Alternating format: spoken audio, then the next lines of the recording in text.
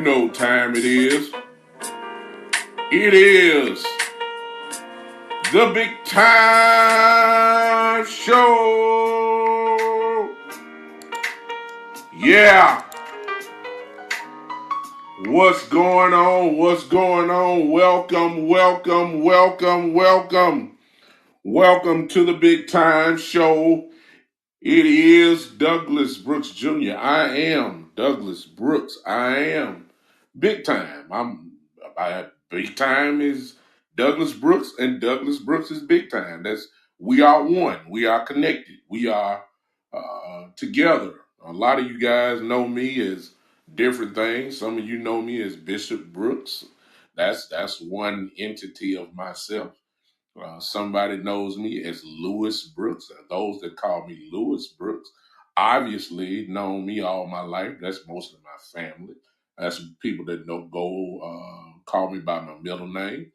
A lot of you know me as Douglas Brooks, and that's pretty much my college people and all you guys. And then there's this alter ego that I have of myself that I've had since high school from playing football, and that man is Big Time. So, ladies and gentlemen, you are not getting the preacher today. You are getting the one and only Big Time. What's going on, everybody? I don't want to take up too much time for you today. No, it's Saturday afternoon. Some of you are getting Christmas together, and some of you are watching football. Some of you are just relaxing after a hard day's week. And I'm glad that you have taken just a little time to hang with me on today. Listen, I appreciate you guys showing up. Why don't you share this if you can, if you will, whether you're looking at me by Instagram, which I see one person on, Miss Erica. Hey, Miss Erica, how you doing? I see Mr. Craig Burton. What's going on Facebook, and somebody else is on there. I don't know who you are, but if you come on Facebook, why don't you say hello to me? And then on Podbean, I see a Barbara has joined. Hello, Miss Barbara, whoever you are and wherever you're from. Why don't you type that in on Podbean for me? Where are you from? Just want to recognize you. Thank you for taking a little time out of your day just to come hang with me. I appreciate you guys. Listen, if you want to become a patron of the show, if you're on Podbean, you know what to do. There's a little red button there that says reward. Why don't you touch that? And if you want to become a patron, you can join that. If not, you can use my hashtag. Not my hashtag, but my Cash App address, which is $ the Big Time Show. You can do that. It is right there also on Facebook and on Periscope. If you're on Periscope, you can see that there. If you're on Instagram, all you have to do is go to my Cash App, which is $ the Big Time Show, and you can join in there. Appreciate all that. I'd like to give recognition before I really get started to Alec Went, who gave you the music that you heard earlier today. I appreciate him for letting me use the music. If you want his music, you can go to the Chord Academy on Instagram, the Chord Academy, and you will see, you can get acquainted with all his music there. Also, you can just go to Alec Wint, AlecWint. You can go there and you can catch a lot of his music there. I appreciate that. Let me take this time out here to share, which I don't know if I can do that here. But let me go ahead and get started, because if you were with me a couple days ago, some of y'all were laughing real hard because I guess I put on a little show about my Cowboys, whom I love dearly. But as you know, or should know by now, that I am a Cowboy fan that tells the truth. I don't look at things through a lot of optimism. I look at things kind of the way they are. I come from the standpoint of it is what it is. And right now, what it is that we're a 3-9 football team. We are one of the worst teams in the entire NFL. There's no question about that. We are not good at all. We are not good at all. That made it 3-9 speak for itself. It really does. I'm just the one that just go ahead and say it. During the process of the show, what happened was that I started kind of doing a little semi roll call and started going off on certain individuals in the Dallas Cowboy organization, from management all the way to players. And I did that. If you didn't hear it, you may need to pull up my last show so you can hear everything that is, or what I was sharing. So what I wanted to do was to pretty much just go and continue that conversation, because I have a serious problem with a lot of things that I'm seeing. And prior to me uh, saying it, Jerry Jones, um, he ended up doing an interview the very next day after my show. I wish he would have did it before, because it would have gave me plenty of what I want to go through now and say. I have a problem. I don't know how you feel about it. Hey, DJ Labreezy, I believe that's DJ Labreeze. I believe that's it on Podbean. Welcome to the show. Thank you for popping in on me. Appreciate you. Tell me where you're from, and I just want to give you recognition. And if you have a podcast, let me know so I can direct people your way and see what's going on. So, I really have a problem with some of the things that I've heard. See, when your team is as bad as what we are right now, there's no one thing that you can highlight. There's just not a one thing. There's a plethora of things that you can just pinpoint on and stay in on all day and listen to it and work with it, and you'll start finding some of the answers. You're not gonna find all the answers or the answers of the problem, but at least you can identify where the problem really is. So Jerry Jones, he really. Can I just go ahead and just say it, y'all? Uh, he's really getting on my nerves. Yeah, I didn't want to get too hyped too early, but I see right now that I am gonna have to go ahead and just start unleashing a little bit, because I'm getting really irritated by what I'm seeing or what I'm hearing from Jerry Jones. I'm really starting to get very irritated uh, about this. So Jerry gets on, has an interview, and pretty much all Cowboy fans have said Jerry Jones is the problem. Pretty much all of them have said that.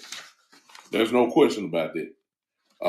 And most have asked for Jerry to be removed from his position as a general manager, at least. Because it's him who hires the coaches. He'll tell you quick, it's him that brings the players in. It's him that's signing the paychecks. It's him that's putting the beer in the stadium. It's here that's putting the bathrooms in the place. It's him. It's him that puts the lines in the parking lot of the stadium. He says it's him. Okay, so because he says him, then he has to take the blame.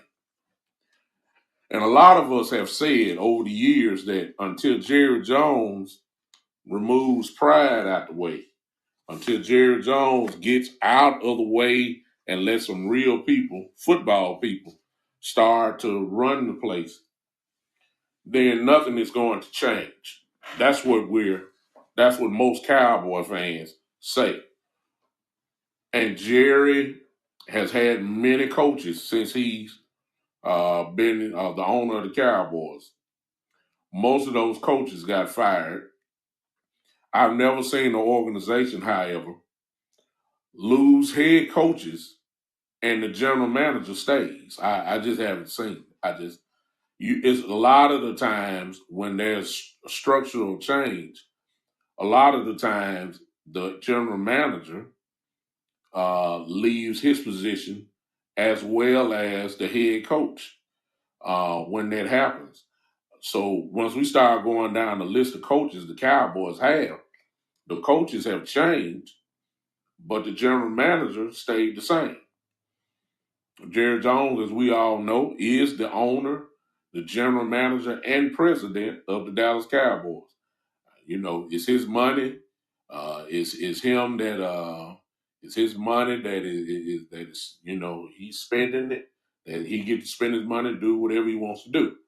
So be it. That still doesn't give an excuse when it's time and recognize things that need to be done.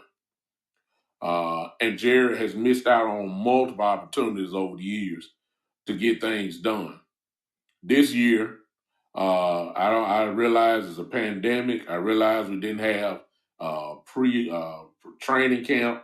I realize we didn't have this and that and whatever other excuses we have. Every other team didn't have it either.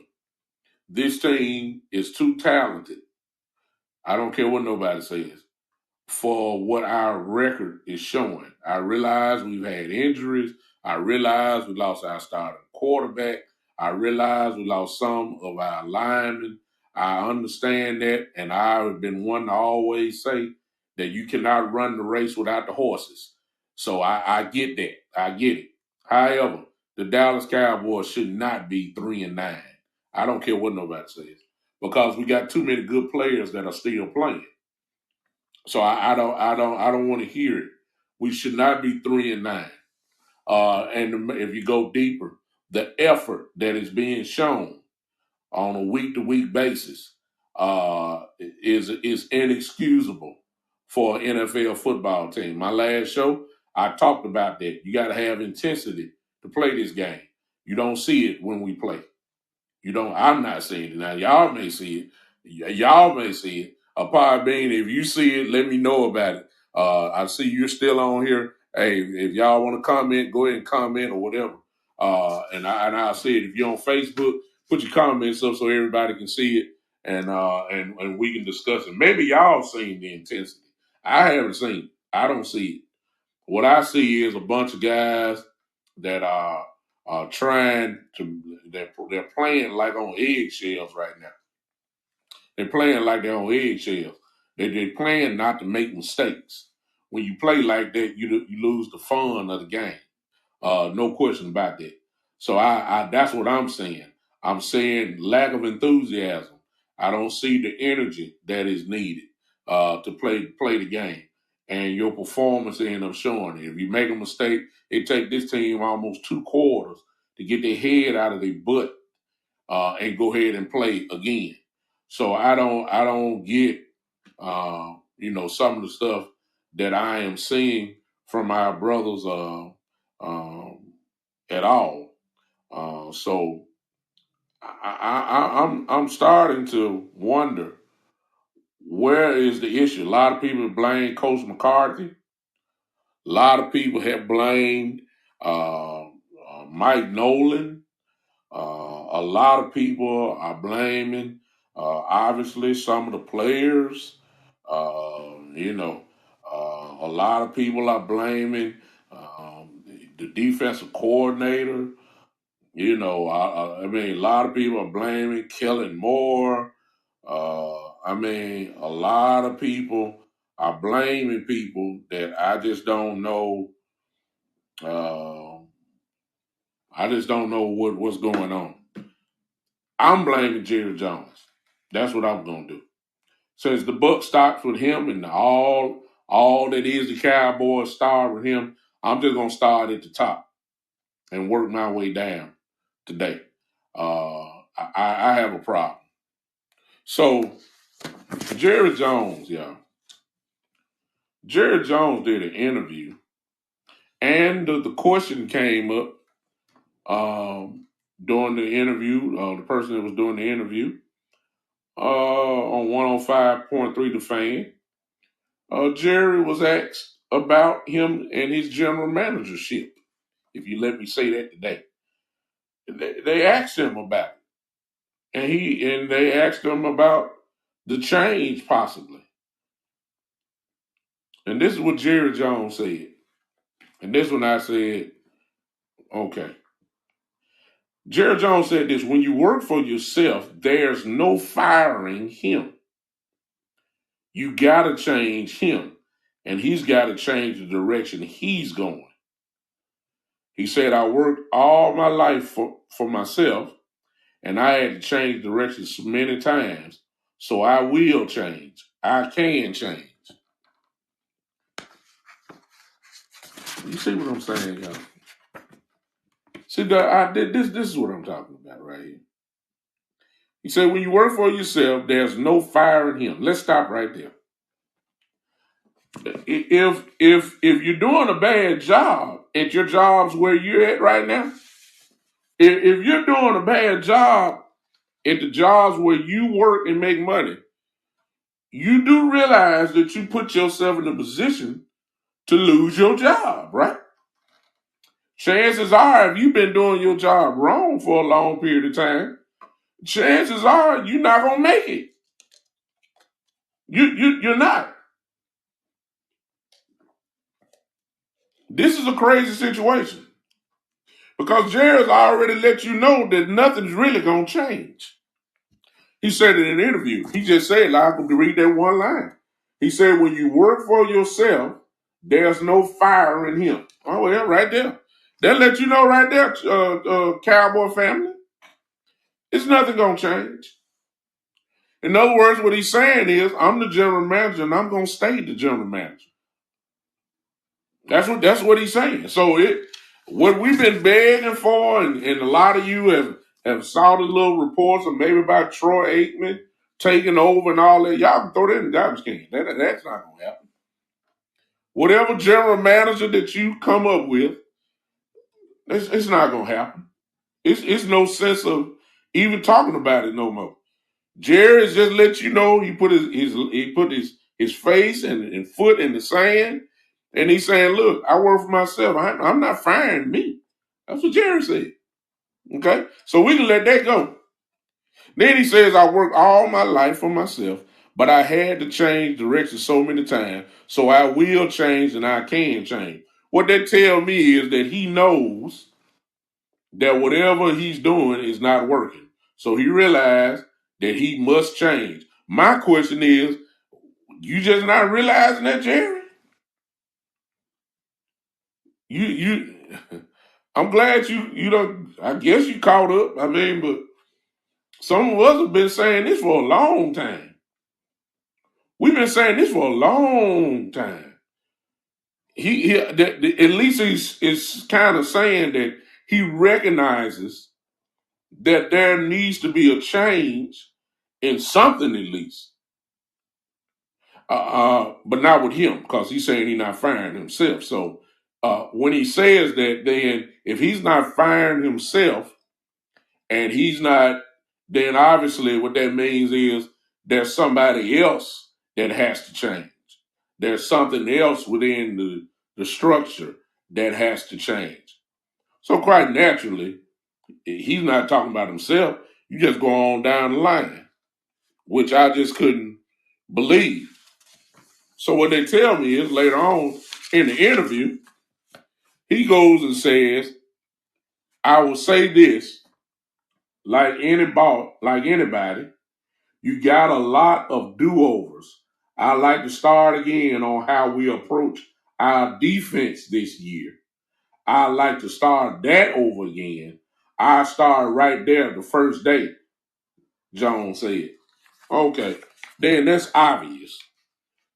I mean, what he's obviously saying there is that Mike Nolan probably will not be the defensive coordinator next year. But we all knew that. I mean, we're giving up 32 points a game. Teams are running last week, 294 yards rushing from Baltimore. A couple of times this year, we've given over 300 yards rushing.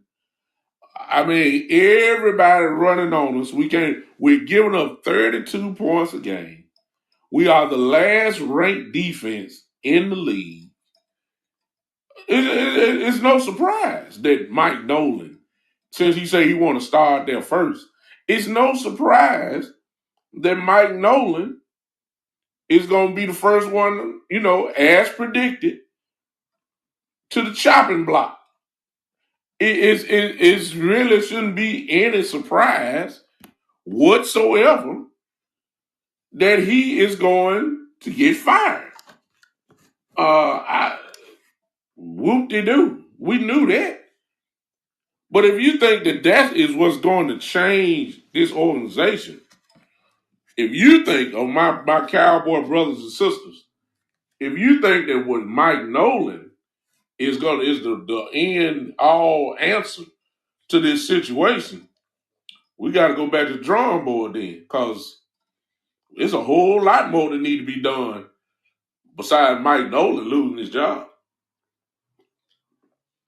Oh, there's no question about that. So Jerry's answer, he was definitive on that answer. He said, I like to start over with our approach to defense. I like to start over all over again. So I start right there first. We already know you're gonna fire Mike Nolan. That if you don't fire him, that would be the shock. And I realize that's Mike McCarthy's buddy, but hey, see, it's common sense. Mike Nolan not doing the job, guess what's gonna happen? He gonna get fired. My thing is, why the general manager can't get some of this action? Because what he's doing is not working. Jerry Jones is slowly but surely, y'all, turning into his mentor, which was Al Davis. That's what he's doing. He's slowly but surely turning into Al Davis all over again. Hey, JD, I see you, man. JD said Moore and Philbin needs to go too. Yeah. Yeah. You can say that. You can say that. Without a doubt. Moore has a little bit more discussion for him. I personally agree with you, JD. I think Moore needs to go too. Fabian, yeah, I believe that too. But Moore can trick you because overall his stats look so good. Because Moore's offenses have been ranked, in the top 5 for the last few years. The movement of the ball is not a problem except this year because Dak is not there. But his offensive score 25 plus points almost per game.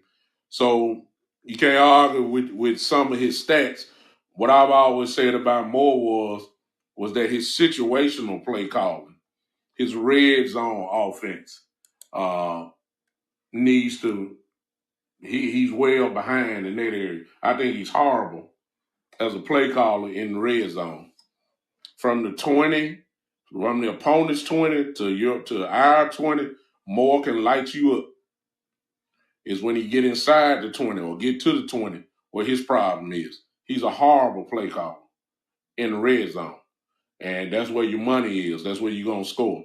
So, but a lot of people argue that. I think Moore would be an excellent college football coach. His offense is designed. His offenses are designed like a Madden 21 game. His offense is going to score a lot of points. He would do well going back to his alma mater, Boise State, and all that kind of stuff. I think he would be an excellent, excellent college coach. I do. He could do a lot of magic there. That stuff don't work in the NFL. As JD just said, McCarthy needs to call the plays and he can groom his own OC. I've been saying that all the time. When Jerry hired Mike McCarthy, the greatest attribute that Mike McCarthy had was that he was a play caller. That's what brought him to the dance. He won a Super Bowl being a play caller. Now, please don't come to me talking about Aaron Rodgers. And I understand he had Aaron Rodgers. You got Aaron Rodgers that covers up a lot of mistakes. But he also had Aaron Rodgers when they didn't win. but the Packers were consistent. They only won one Super Bowl. Why would you hire a coach? Why would Jerry Jones hire a coach and not let him have his best attribute for the football team, which is play calling? Because that means all he's doing, he's just a leader of men. So I agree 100% with JD here that it makes no sense to hire McCarthy if you're not going to let him do what he does best. It just doesn't make any sense at all to me. Jerry forced Kellen Moore on McCarthy, and we're seeing the slight results. And I understand Dak is hurt. I understand that. I'm not disputing that. I know it makes a difference. But we were having problems with play calling when Dak was there.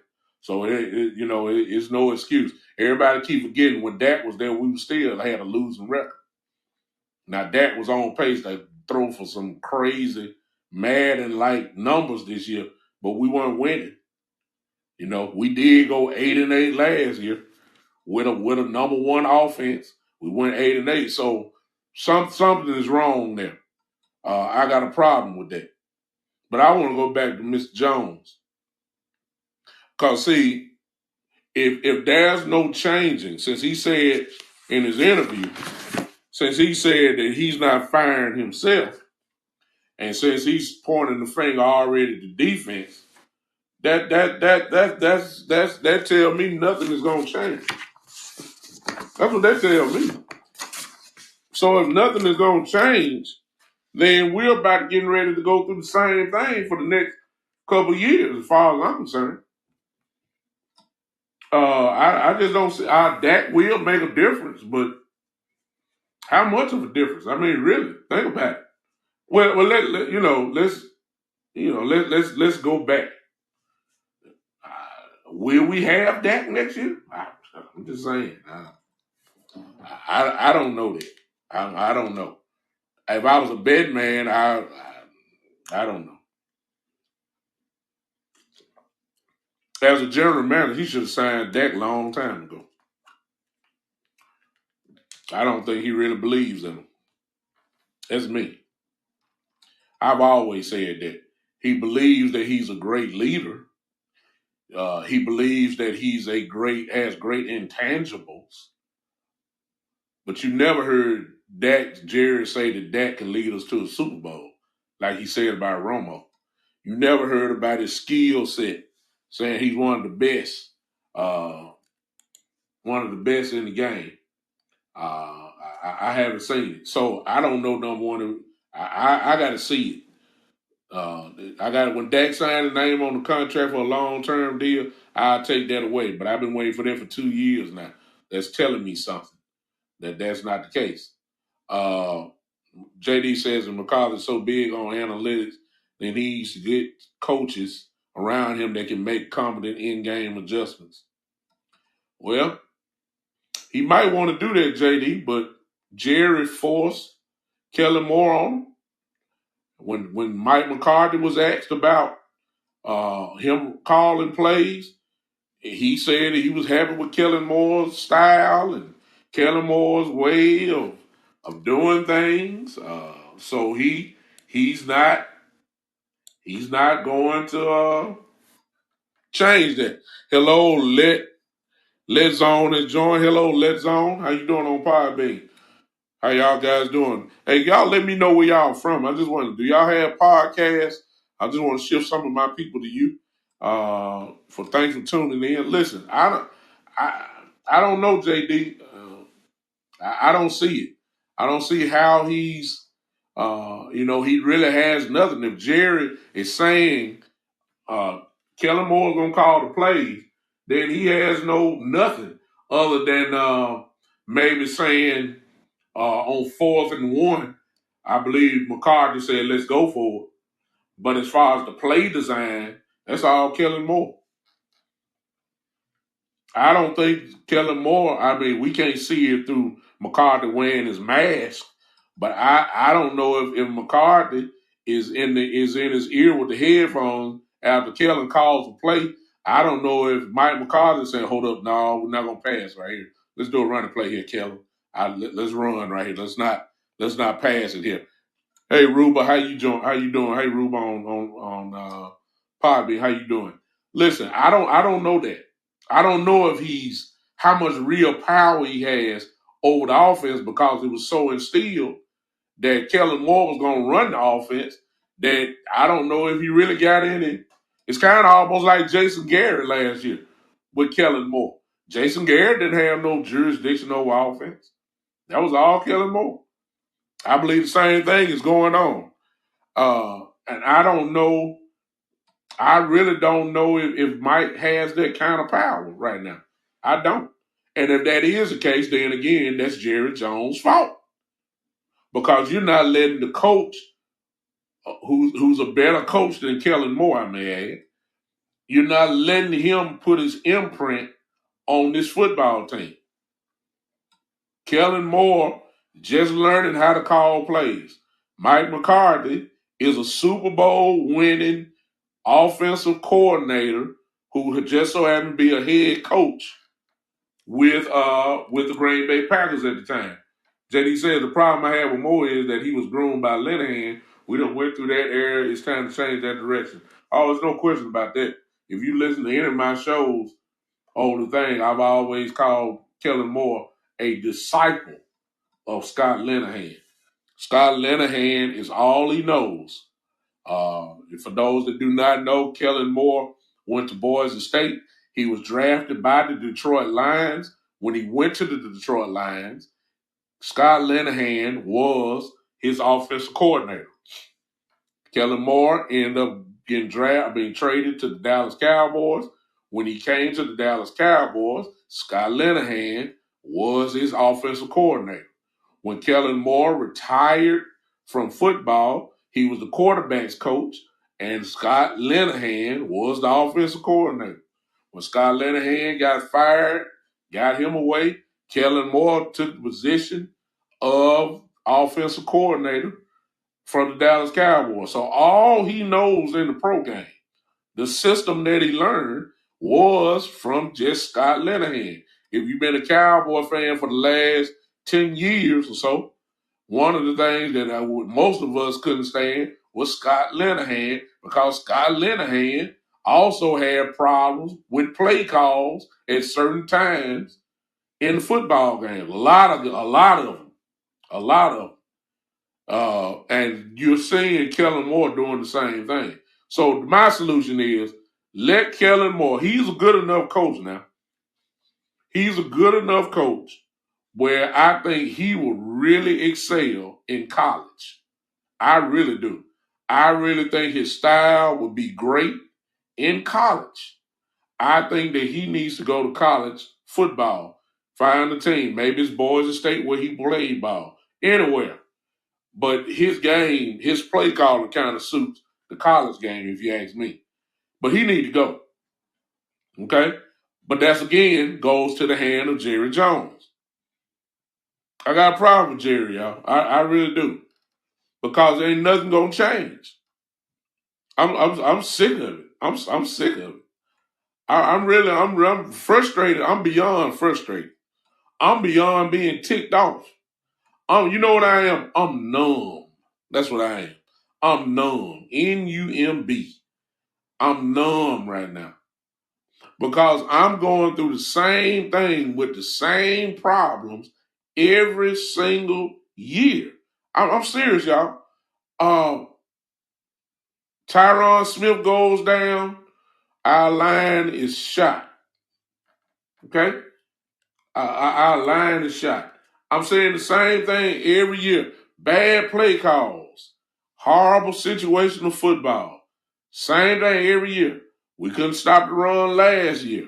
We can't stop the run this year. We couldn't stop the pass last year. We can't stop the pass this year.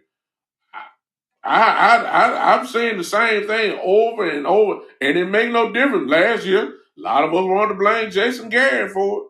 Well, Jason Garrett ain't here now. Hey, Kent, I see you. Hey, I see you, Miss Ruba. I'm sorry I didn't see you. Where are you from, Miss Ruba? Let's on fire. Where are you from? DJ Living, where are you from if you still here? Kent, where are you from? I'm saying the same things. JD says Titans OC is something that would be nice for us to look for that kind of style for our direction. 21 needs to be season change direction, but both sides of the ball need to shake up and scheme infusion new blood. Oh, well, one thing, I don't think that the Titans OC going anywhere, but if he did, I don't think we would have to worry about our identity crisis. As I've said before, too many times about the Tennessee Titans, the Tennessee Titans probably see more 8-9 man boxes than any team in the league. But they don't care. They saying, look, at least 25 times a game, we're going to get this ball to Derrick Henry. We don't care what y'all lineup is. Stop us if you can. That's they don't care. They're committed to a style of offense that we don't. Ezekiel Elliott, universally recognized, probably as one of the top 5 backs in the league. A guy that's supposed to get the ball, in my opinion, at least between 22 to 27 times a game. Every week. He's your best player, so the best player is supposed to get the ball. But we have an offensive coordinator that if you go down the list and look at every game, and a lot of times some of y'all say, well, we're getting blowed out, so we couldn't give them the ball. No. There's a lot of games that were very close. And then you look at the end of the night, and you see Ezekiel Elliott only had 13 carries. Tony Pollard only had 4. When is the last time Ezekiel Elliott had 20 carries in a game? When? Was it the Minnesota game? Before the Minnesota game, he didn't get no ball no 20 times. He didn't. You got to go all the way back to last year. Did he get 20 times last year? I mean, the style of calling is just horrible. It's horrible. But that goes with Jerry Jones. It does. Because he put all the stuff into play. He's the one that went and got Dontari Poe. He's the one that got Everson Griffin. Guys who are not even on the team anymore. He's the one that forced Kellen Moore on to Mike McCarthy. He's the one. And if we don't hurry up and change dramatically, Jerry Jones is going to run this organization totally in the ground the same way that Al Davis ran the Raiders in the ground. And it takes years and years and years to get out of that hole. It takes years and years. It don't happen just with one player in the draft and all that. No. It can happen if that's the quarterback. A quarterback can change the whole franchise. All you gotta do is look around. You get an Aaron Rodgers on your team, that's a game changer. Guys like that. You get a Patrick Mahomes on your team, guess what? You fighting for a Super Bowl every year. It just some guys mean that much. It's some guys that mean that much. We don't have that. We don't have the right people in place. We don't have the right structure in place. Jerry's not going nowhere. Jerry's not going to hire nobody. So essentially, in next year, it's the same situation. You know what position that we're in? I said this maybe about a year ago. You know what position we're in as a football team? We got to hope that the talent is so good that it can override the mistakes of coaches and organizational structure. And organizational structure. We have to hope that the talent level takes completely over the mistakes. You might be able to get away with that for a little while, but you can't get away with that all the time. Our talent level is nowhere near good enough to override mistakes. JD says Xavier Woods should be cut as an example of accountability after the Ravens game. Wake these players up the season shot, but at least play with some hard hustle and accountability. Well, that's JD, that's where we got to start from. I said that on my last show. The truth of the matter is, anytime we got to be big and folks to play hard, the season is gone. Y'all heard about that this week. Well, Coach McCarthy told the players that he was not happy with the effort. That means you're not playing hard. So, we got to start all the way from square one. I mean, really. Before we start talking about anything else, we gotta dominate the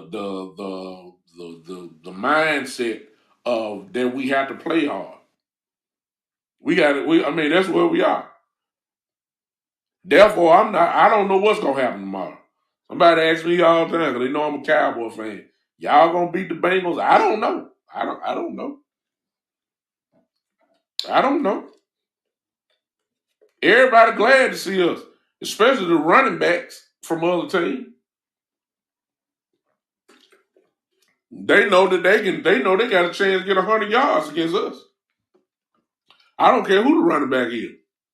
Who the Cincinnati running back against going to be Janavio Bernard, I believe that's his name. I forgot. Forgive me for not calling his name out. Janavia Bernard. I know his last name Bernard. Oh, he's happy today. He's happy. He get to play the Cowboys tomorrow. A team that give up almost 300 yards rushing. Oh, he can't wait. They can't wait. The offensive linemen can't wait till tomorrow. For those that are on borderline Pro Bowl voting, Pro Bowl, you just might make the Pro Bowl tomorrow. I don't know what team gonna show up. I don't know what Dalton gonna do. You don't know. Come on. Do we really have confidence in Andy Dalton like that? No, I don't. Can Ezekiel Elliott finally get 100-yard game? I don't know it. I don't know if he's gonna get the ball enough, number one. And then number two, I don't know what he's gonna do when he get it. He's not explosive right now. He's running the ball trying not to make a mistake. He's trying not to fumble. It's in his head. I don't know what's wrong with Zeke. I don't know what we're gonna do. And please don't say, well, we got 3 receivers. Yeah, but your quarterback got to get the ball to them.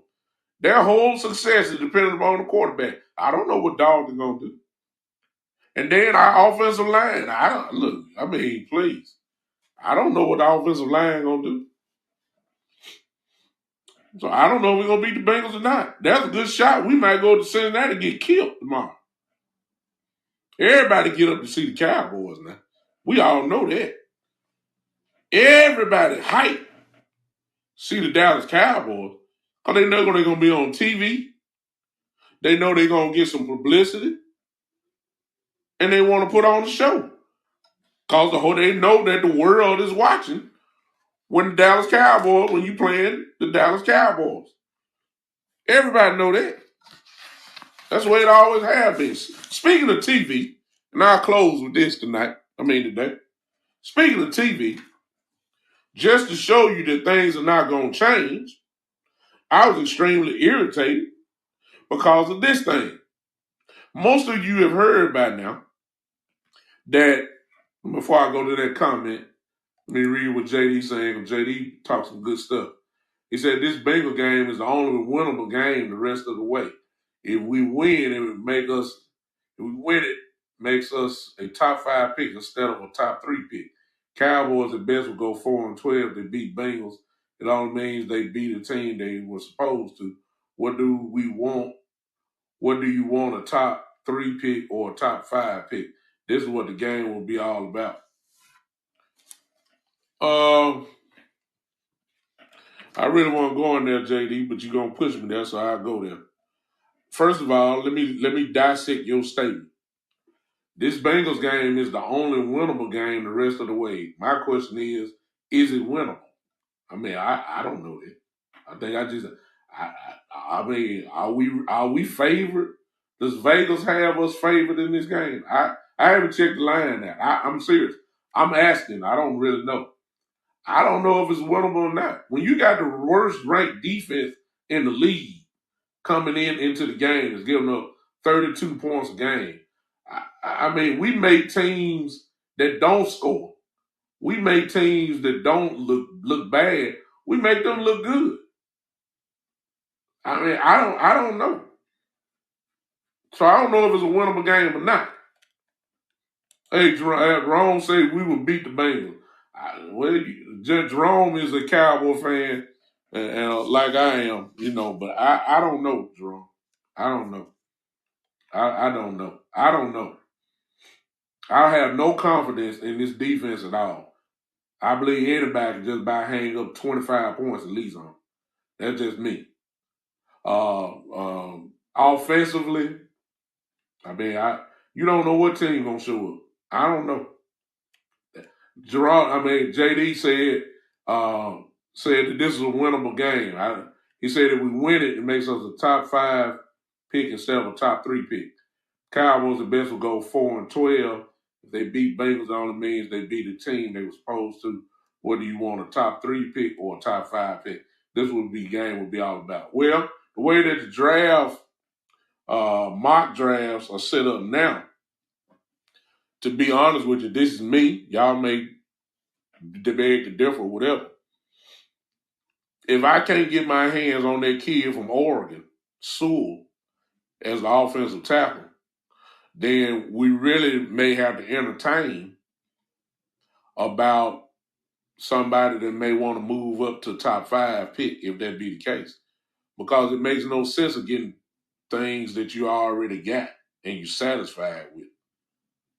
I'm just saying. I need when you talking about a top 5 pick, you talking about game changers. Other than the quarterbacks. Lawrence, perhaps, and the kid from Ohio State, who probably gonna go back to back. We ain't trying to get no quarterback. I know everybody talking about go get Lawrence. I mean, we ain't thinking about that. I believe they're gonna make a. An effort to get Dak signed, hopefully, and that'll eliminate all that quarterback talk. I agree. Sewell is a top 3 pick. That's why I was saying if it's him, then yeah, I want him. I definitely want him. But after him, I'm being honest with you. The only other kid that I really like, and he's not probably a top 5 or an 8 pick, maybe I'll be a 10 pick, but a game changer that tied in from Florida. Pitts, I believe that's his name. Pitts, his last name, number 84. Oh, you get that guy there. Oh, that's a game changer. The kid from Florida that tied in. That's the kind of guy that can change your life. Oh, there's no question about that. I like a guy like that. Defensively, hello, Amar, Mr. Sharma, whatever your name is. This is about sports. Mr. Sharma, this is about sports. Parsons is worth a top 5 pick. No cornerback is worth that top pick in the draft. It is a quarterback trade back. Parsons will be a blitzing machine at the next level. I like Parsons too. I like Parsons without a doubt. He probably is a game changer. Hey, Sharma, I talk on YouTube. I talk. I'm pretty much love the Cowboys, but I talk all sports, basketball. I talk just pretty much sports in general. Uh, that's what I do. And I also talk a little religion too. Jerome said we need a DT or a safety. I agree with that, Jerome. But here's the thing. Let's just say, for instance, we move to the top 5 instead of top 3, as JD was saying. No cricket. No, sir. Is there a DT in the top 5 other than Parsons? Or is there a safety that definitely you're not picking top 5? So if you get a 5 and you stuck there and the next highest player on your board is all right, well Sharma, cricket is a super sport, but I'm not. I don't know nothing about it, to be honest with you. That's why I'm not doing cricket. I'm not really familiar with that game. So I really, if you don't know nothing about it, you can't talk about it. So I don't do cricket. Uh, I don't know where you're from. Are you watching me from America? So I'm pretty much basketball and football over here, Mr. Sharma. Not really, Jerome said, and then JD said no. So since that is not there, then obviously this trade back factor come into play. And if that is the case, because it's going to be a high pick. Well, thank you for listening to me from India, Mr. Sharma. I'm glad you showed up here, man. I appreciate you tuning in. Hey, the good, bad, and ugly, my partner. What's going on, man? Hello, Ruthie on Podbean. What's going on, man? I'm talking to these Cowboys, good, bad, and ugly. Listen, if that is the case now, then we got to trade back. We got to trade back and get a whole lot of stuff for that pick.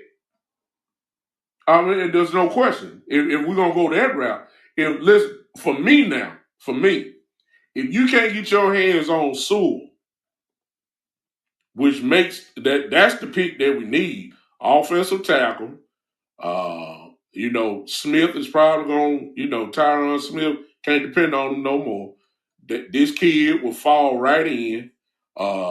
If it's him, then we go get him.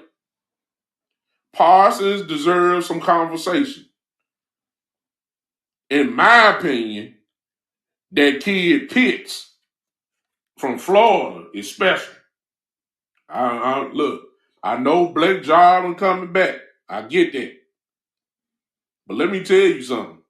You put that kid Pitts as a tight end with this receiving core, this offense would be unstoppable. I'm just telling you. This guy is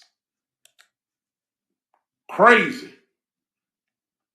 I see you, Mr. Sharma. I'll check it out after the show. JD said, let me ask you, do you ever remember our safety play this bad outside of Donald Wilson?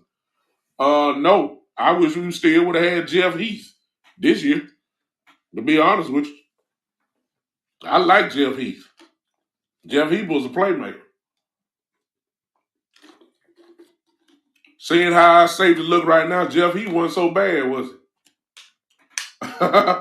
Jeff Heath wasn't so bad. I want him back. Mr. Sharma, what is American football safety? He's in the secondary. The secondary is cornerbacks and two safeties. Strong safety kind of plays in the box sometimes. He kind of does a lot of hit. He covers maybe. The real good ones can cover a tight end well. And I'm talking football talk. If you don't understand American football, then I'm talking almost a foreign language to you. The safety is responsible for a lot of times one side of the field. The real good ones can cover both sides, hash marks of the field. Usually that's a free safety that does that, but a strong safety can do it sometimes too, depending on who he is and how fast he is. There's a lot that goes on into that position. He plays defense, all like that. But if you don't understand American football, I just spoke a whole lot of foreign language to you right then. Jerome said, not at all. JD said, we got Pitts. We still need our O-line to be competent. No doubt, but here's the thing. If you get a Pitts there, if you put Pitts there are some things that you just cannot do. I'm saying if you line up Cooper, Gallup, Lamb, and Pitts out there with one running back, you're not going to be so quick to stack the box. No. Because even in a short game, Pitts ain't like Jason Witten. You throw it to the tight end 5 yards and he going to fall down. No. You give it to Pitts, you throw it to him 5 yards, he can go to the house with it. Because he going to break some tackles. You can't do it. And if you spread it out, respecting all that firepower from a receiving position-wise with Pitts there, then all that's going to do is open up the holes for Ezekiel to run or whoever the running back is. So I'm saying based off matchups, If you line them up out there, it's going to pretty much essentially take care of itself unless you just don't respect it at all. And I don't think no defensive coordinator would be that foolish. Uh, with even right now, when you line up Lamb, Gallup, and Cooper out there, defense coordinators got to respect that because they all can kill you. You put a Pitts out there, and I'm gonna be honest with you. I really feel that you can have Jarwin out there next year. You're gonna get a lot of this. But Pitts is a different type of dude. So that's why I'm saying Pitts. But if Sewell is not there, me personally, I would look at Pitts. But if the Cowboys not looking at Pitts and saying, hey, we got Blake Jarwin, we're gonna roll with that. Okay, I give you that. If you're not taking one of those two dudes, as far as I'm concerned, then you need to trade back. And that's where it will get real interesting. Because for them to elevate to that position that the Cowboys be offering, you got to give up a whole lot. Number one, you got to give me back my first round pick. And you're going to have to probably give me some more picks, obviously. It just depends on where you at. So when we get excited about the draft, I'm not really not that excited because I don't know if I'm going to get who I really want. The Cowboys should be wanting Sewell from Oregon. That's who they should be wanting. That's who they should be coming after. But when you got an owner like Jerry Jones, I don't know what he gonna do. I don't know what he gonna do. I'm serious. I'm worried about Jerry, y'all. I'm worried about Jerry. He's turning into Al Davis all over again. He is. He's slowly but surely running this organization back down the drain to where it's going to be kind of hard to get yourself out of it. I'm going to tell you how messed up Jerry is. Let me close with this. So Jerry was asked about, most of you know, that the Cowboys got flexed out for next Sunday night's game against the 49ers and got replaced by the Browns and the Giants. Wait a minute, y'all. Wait a minute. First of all, everybody knows that the ratings of the NFL is dominated by the Dallas Cowboys. No question. No, there's no bad team, good team, whatever. The Cowboys they dominate the rating of the NFL. Everybody watch the Cowboys. Everybody. Whether you're a hater or whether you love them. Because most haters, of course, want to see them lose. The fans, of course, want to see them win. But all eyeballs are there. So for the first time, the Cowboys got flexed out. Are being flexed out. NBC is saying we don't care nothing. They don't care nothing. I see you, good, bad, and ugly. Exactly. They love the haters. For the first time, the Cowboys are getting flexed out of their position of a game. They said, look, y'all not playing prime time. Y'all play at 12 o'clock. It's fine. You would figure Jerry Jones would be upset about that, wouldn't you?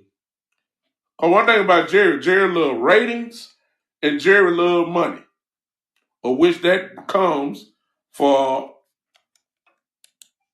Mr. Sharma said, why is American football safety just famous in America? Because there are no safeties in cricket. It's 11 guys that play on the field. That's just a position name of one of the positions that's on defense, a safety. That's just what it is, Mr. Sean. Jerry is not upset. Hello, Phyllis, David. How y'all doing? I appreciate all you guys joining on Podbean. Let me know where you're from. For everybody's listening, let me know where you're from. I just want to shout you out. And if you have a podcast, let me know and I can try to shoot my people to you guys. This is what Jerry Jones said. Jerry Jones said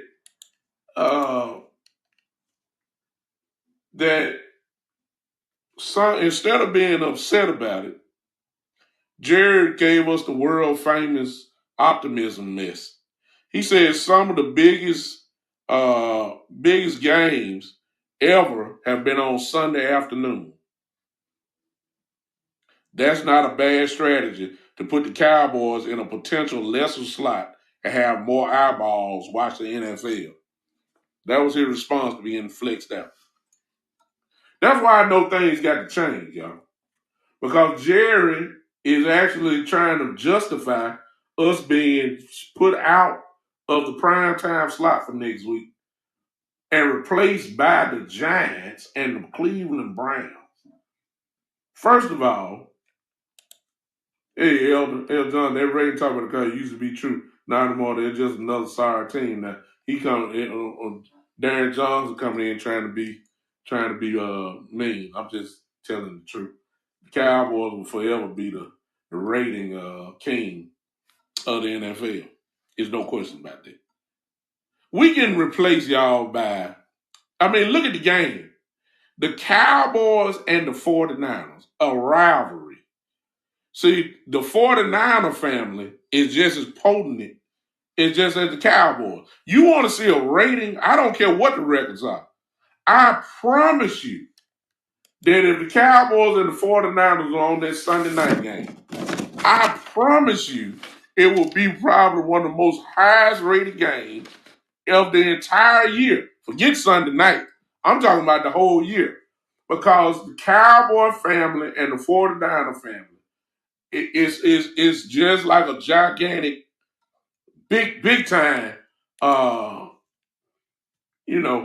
Jerome Blake said, I wasn't even go and comment to Elder John. He watched Cowboy more than he watched his own Saints. So, it's just the truth.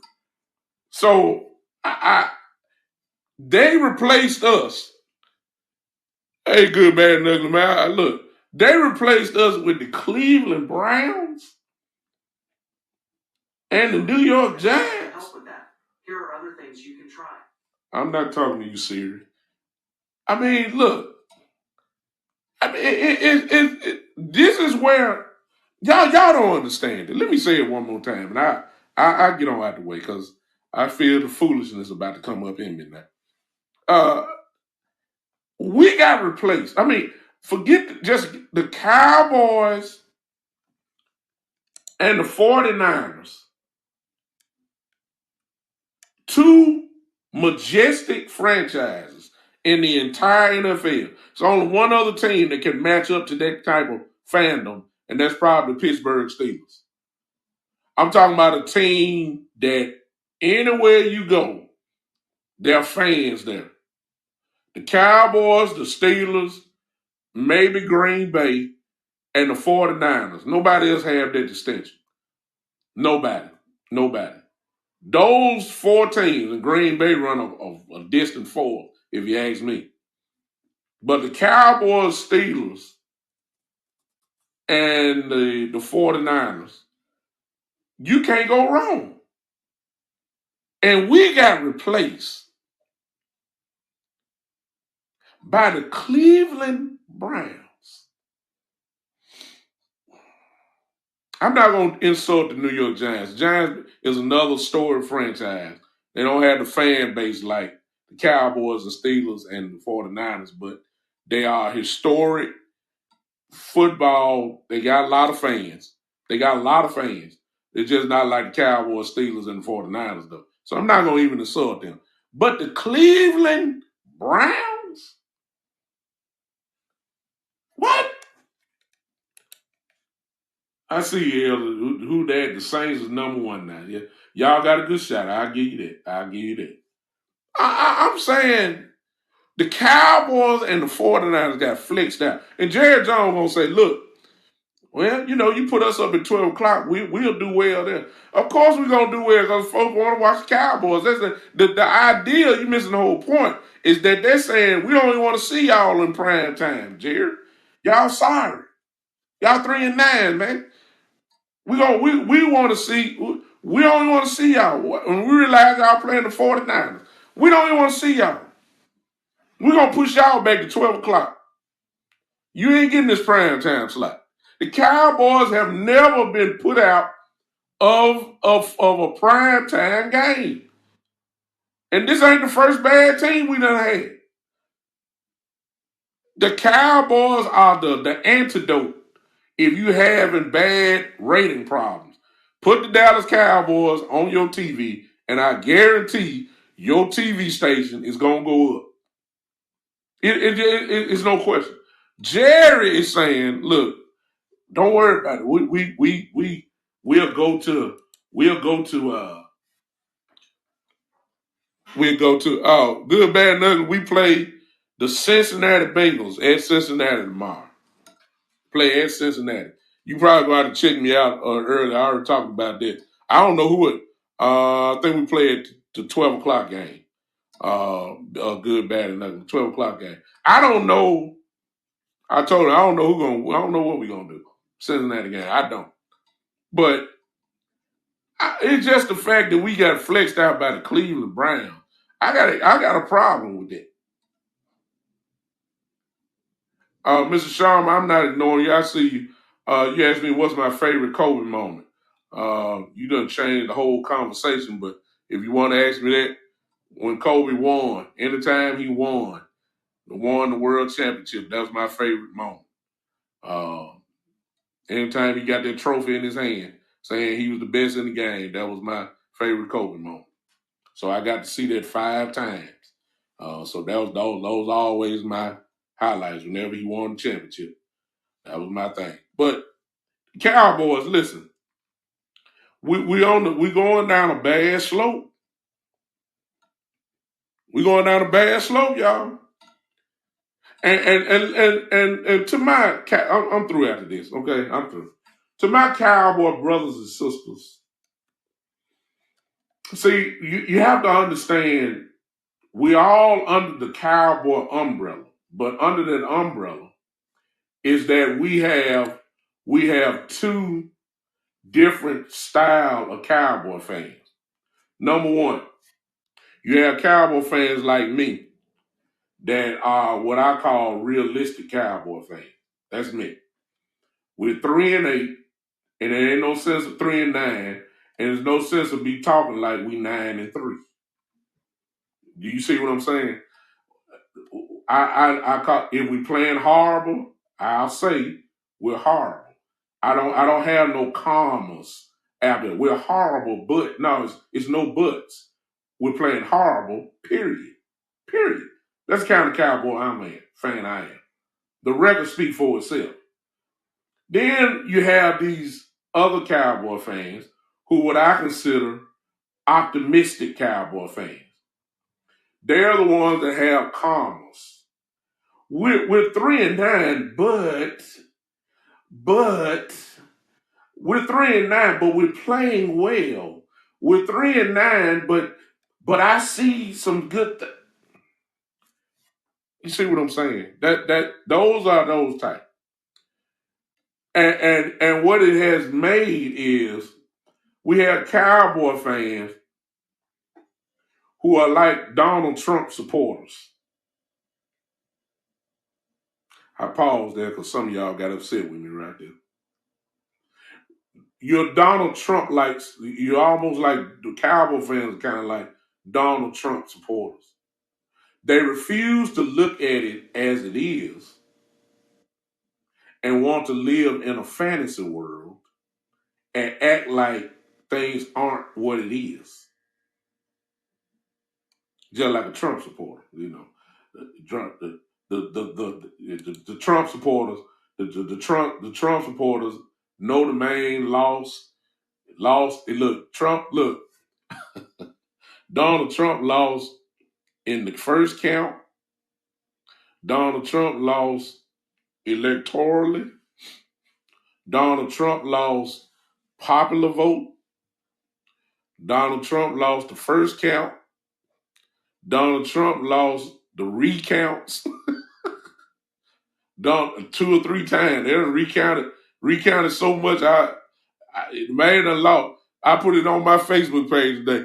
Donald Trump have lost to Joe Biden so much that Joe Biden is now the 67th president of the United States. Forget 40. He's 46 now. Forget 46. They done recounted so many times that Joe Biden is now the 67th president of the United States. That's how bad it is. But even though he's lost electorally, even though he's lost popular vote, even though he done lost the first count, even though he lost the second count, even though he done lost in court, even though he done lost in all these places, you got the Donald Trump supporters still going around saying he won. It's kind of like Cowboy fans. Some of my Cowboy brothers and sisters, I love you. But that's kind of like some of my Cowboy fan brothers and sisters. We 3-9, but you can see the sun peeping through the clouds. Some of us Cowboy fans have already started looking at the draft. We already looking at players. While some of my other Cowboy fans are saying we still got a chance. We still can win the division. And you know, and some of my Cowboy fans are gonna have to be just like some of the Trump supporters. Sooner or later, just like when Joe Biden get inaugurated on January 20th, all these Trump supporters that saying that he lost, they're gonna have to have a reality check on January the 20th and catch up. See, that's when all it happened. Just like the Cowboy fans. You keep saying we got a chance. Sooner or later, you're gonna have to catch up.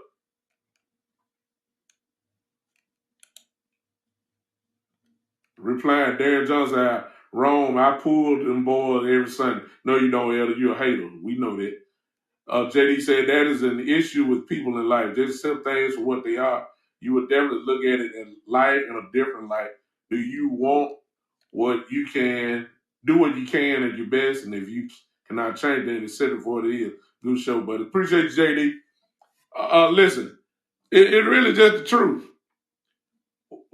That's my umbrella Cowboy fan. So I don't knock you because you know you hold on to the last, just like Trump supporters. You go down with the ship. Okay, it's fine. You gonna catch up sooner or later. Some of us just already there because we already see what's going on. But we'll wait on you. We'll wait on you. You then too will catch up with us when we saying we sick of this mess. I'm sick of Jerry Jones. Great owner, no doubt.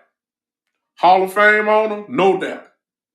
Deserves to be in the Hall of Fame, no doubt.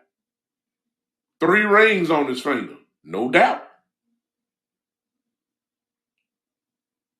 But as I said in my previous show, what have you done for me lately? What have you done for me lately? And his resume lately says, we ain't worth a dime. Y'all don't like me today, but it's okay. I'm telling y'all the truth. We're not worth a dime. I call it like it is. And unless there's a drastic change, good, bad, no, you know how I am. You know how I am. You know what I'm saying. We ain't worth a dime. We're not worth a dime. Elder, you know me. I'm gonna tell the truth. We're not worth a dime. We are 3-9. Do y'all understand that? We 3. Look, that ain't good. Last time I checked, now I'm sorry. 3-9 ain't good, y'all. That's what we are. We are one of the worst teams in the entire NFL. Check it out. We're some good players. We are one of the worst teams in the entire NFL. Some Cowboy fan getting mad. No, we're not. Yes, you are. Yes. Yes, you are. We got Zeke. And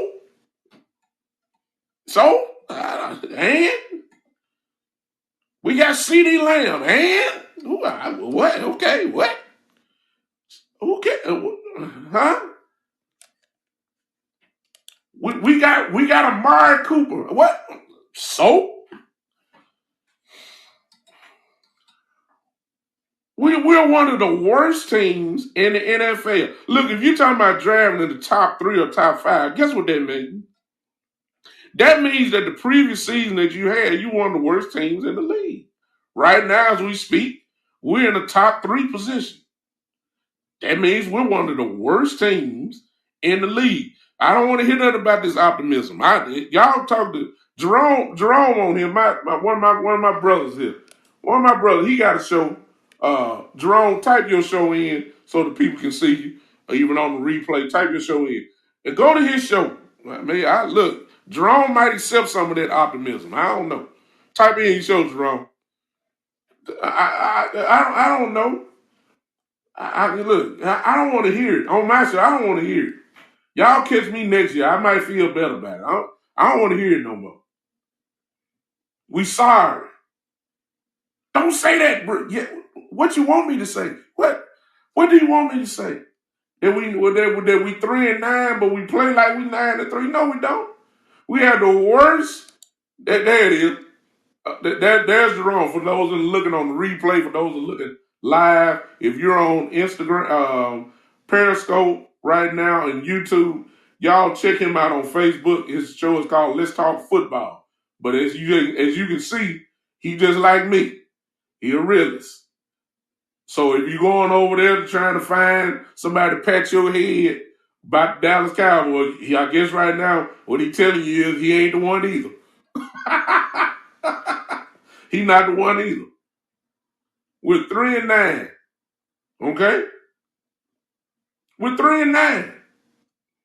It ain't nothing good about it. I ain't got no commas after that. Matter of fact, I got an exclamation point. We're 3-9. Exclamation point. That's what I got. Huh? Jerome just letting you know he ain't the one either. There he is. So there you go. We're 3-9. Now look, you catch up. We diehard Cowboy fans. I can speak for Jerome. I know him a long time. I know what he is. He's a Cowboy fan.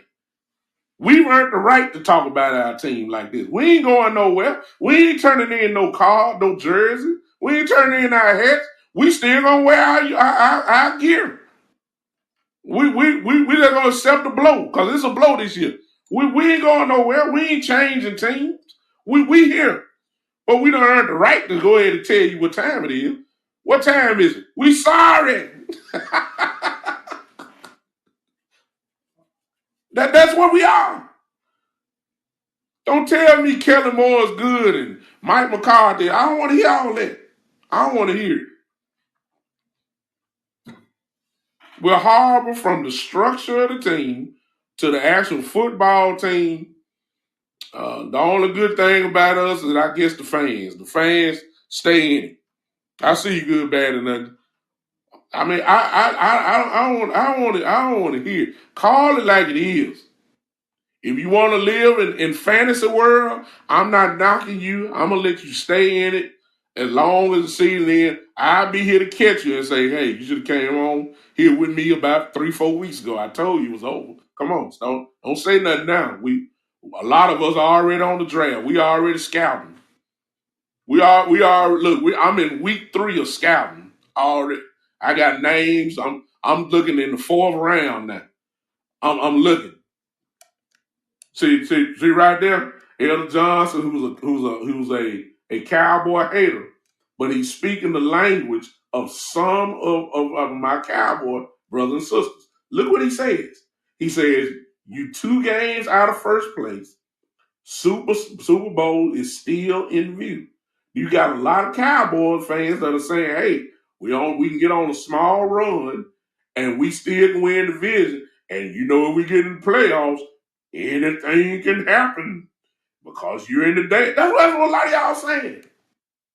And I'm not gonna knock you. I'm not gonna knock you. It's good bad say so. You looking at in draft. I talked about that a little bit earlier. I'm looking. And Jerome just said, he said, I'm looking at safeties and DT. See, Jerome already scouting like I am. Who I'm looking for, if we ought to have, I just stick with the first round, good, bad, and ugly. I said it again. I'll say it again because I like you. What I said was that if we have a top 3 pick, then that kid from Oregon, who's the offensive tackle, his last name is Sewell. Dre draft grade. He's he's already projected to be probably one of the greatest tackles in the last grade wise in the last 10 to 15 years. So you see a lot of good things on him. But if we're not getting him, I'm entertaining trading down.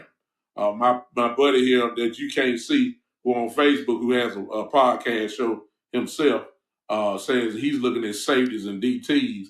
Jerome, you looking probably from the you probably looking third, fourth round probably. I don't see us taking those. I see us taking a DT maybe in the second round. I can see that. Well, also I can see it first round if we draft down.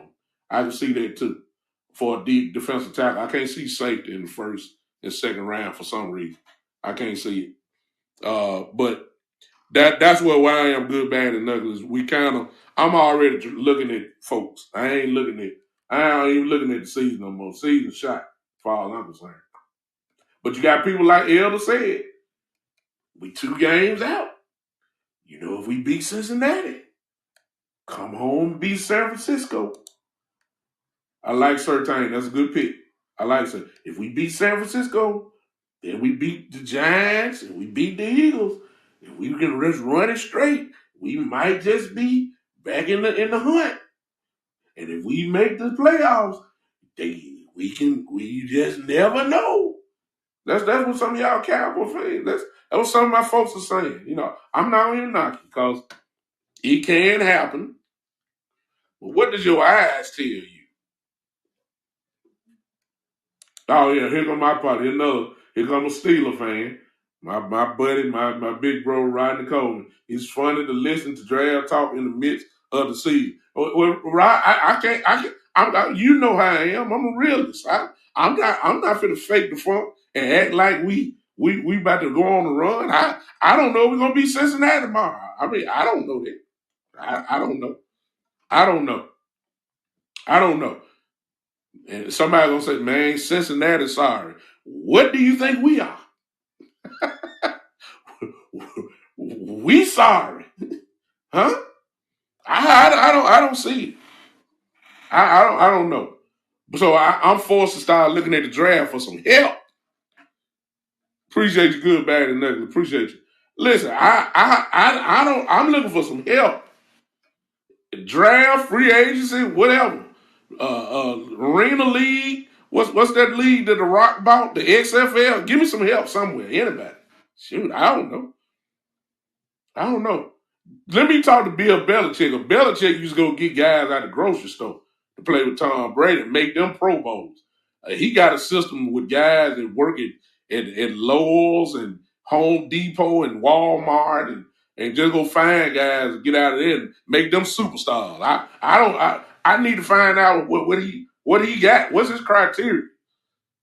Because the practice guys we get, oh Lord have mercy.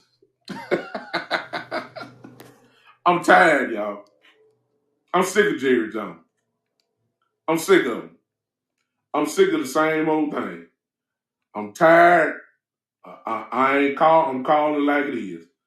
I ain't sugarcoating nothing for Jerry Jones no more. There you go. Thank you right there. Coleman said it's the Alliance League. Yeah. Sound like a superhero league. Almost sound like Justice League. Wherever you get them from. Give me some guys that's hungry to play. Whatever league they come from. Going up to the CFL. Find me somebody. Because our depth is horrible. But again, that goes to the lap of Jerry Jones. He the one say he want all the credit. Well, then you take all the abuse. And I'm just the one. Because see, I ain't scared of Jerry Jones. See, I ain't one of them guys, that yeah. I ain't one of them guys that, kiss him and kiss his ring and all that kind of stuff. I'm not the one. And some of you saying, well, he in Dallas and you in Memphis. Yeah, I talked about that earlier, Coleman. That was really the brust of my old show. That article that he said that. I'm just not the one. I'm not the one that I see you, Elder. Now that's funny. Elder John say the electric football league. Well, y'all make me sick about my Cowboys. I tell you, y'all cracking good jokes. But I'm not the one. I don't care nothing about Jerry. Okay, I don't care about his boat. I don't care nothing about his, his billions. I'm the type that'll say, Mr. Jones, bless you. I appreciate the joy that you give me over the years, but right now, sir, I say it respectably. I be very respectful. I say it in this tone right here. Mr. Jones, you sorry all outdoors right now. I tell him that. I would. Because you ain't paying my bills. I don't work for you. I don't work for you. I tell him, Mr. Jones, you ain't getting it done, sir. You doing good on racking up that money at the end of the year from all the concession stands and the parking and the stadium tours and the jersey sales and you doing well in that. You doing great at that. It's the product on the field what I got a problem with. Huh? That's right. I got you ain't doing too hot, Doc. I tell them that. I can hear him now. You don't know nothing about no football, man. Who are you? Who are you? Who are you? What you talking about? You don't know the first thing. I may not. This is all I do know. We 3-9. You must not know too much either. Huh? We 3-9. I know you shouldn't have hired Mike Nolan as your defensive coordinator because he was a buddy to Coach McCarthy. I know that. Huh? I know you shouldn't have signed Denard Pope. I know that. I know your best players is Ezekiel on offense, and you ain't giving him the ball more than barely 10 times a game. I know that's backwards thinking. Hey, y'all ever seen Tennessee Titans play football? I'm through, y'all. I'm through right here. Is there any question that Derrick Henry is not going to get the ball at least 25 times a game? I don't care how many men in the box. 8, 9 men in the box. They don't care. Derrick Henry is getting the ball 25 times. Why? Because he's their best player. Why in the world do we look at the end of the stats and Ezekiel Elliott barely got 12, 13 carries in a game?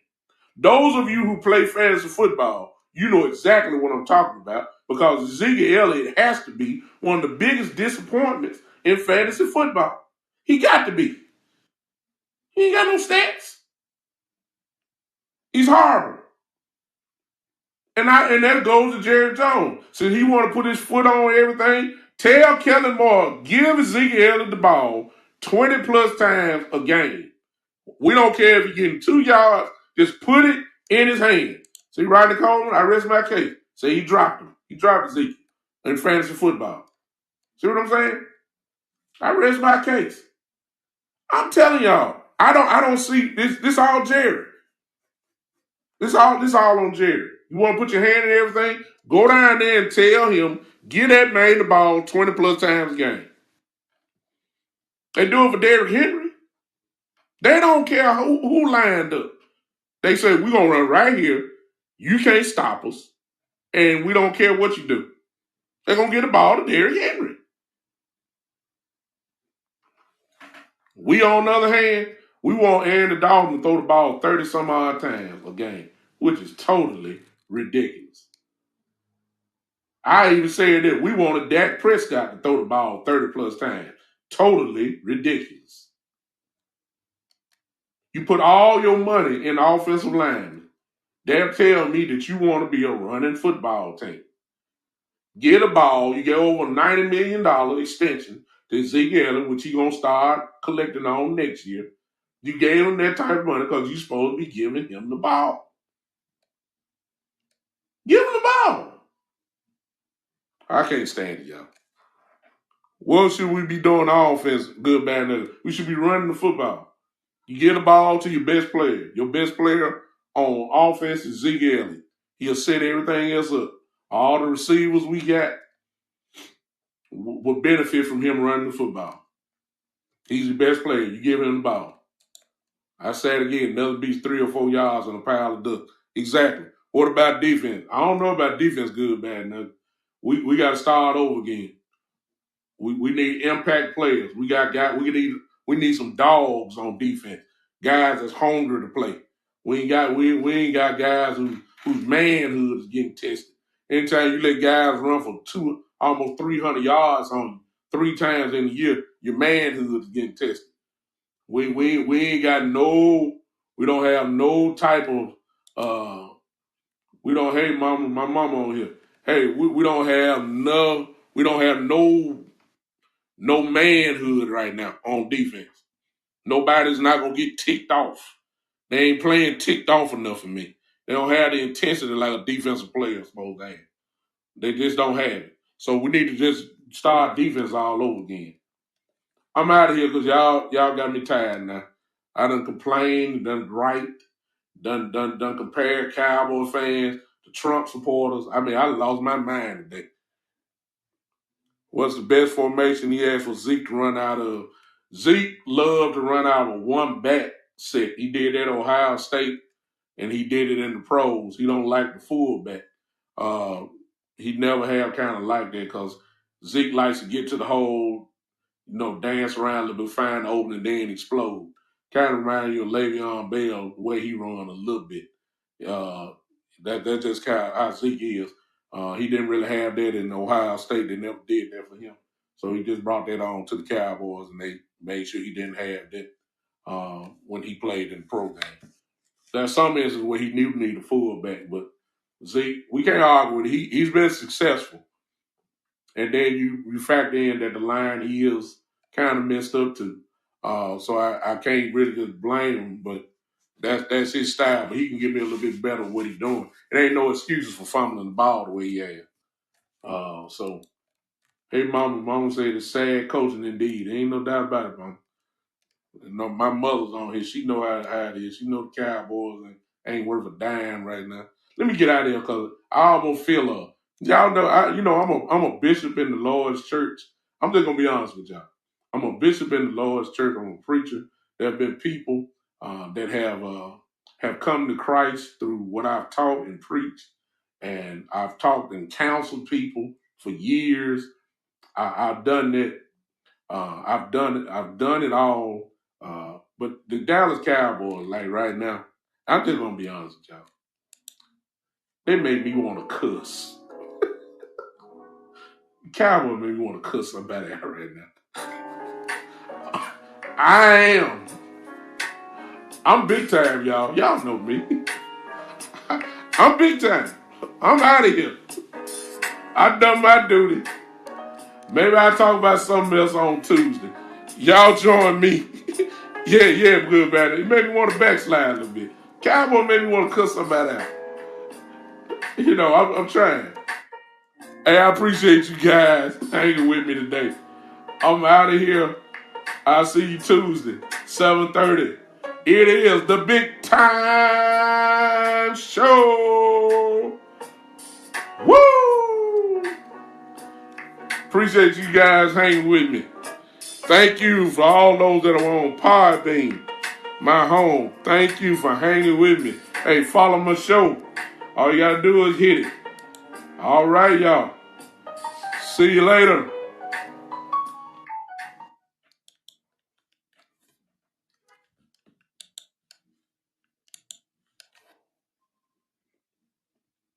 See y'all later now.